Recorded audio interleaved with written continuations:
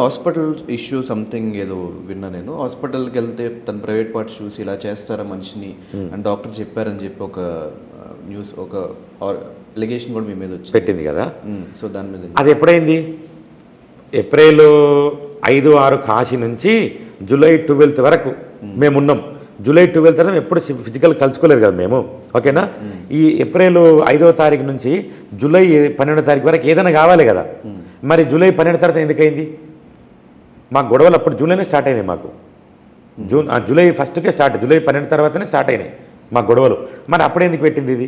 ఇప్పుడు డాక్టర్ దగ్గరికి పోతాం బ్రదర్, మనము ప్రిస్క్రిప్షన్ ఉంటుంది కదా, దాని మీద ఏముంటుంది? మీరు ఎప్పుడన్నా డాక్టర్ దగ్గరికి పోయింటారు కదా మీరు కూడా. డాక్టర్ పేరు అన్నీ ఉంటాయా ఉండవా? ఉంటాయి.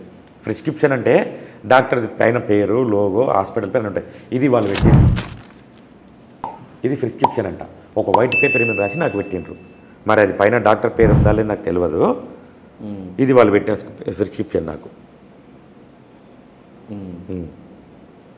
ఇప్పుడు నిజంగా ప్రాబ్లం ఉన్న మిగతా రిపోర్ట్లు పెట్టాలి కదా మరి.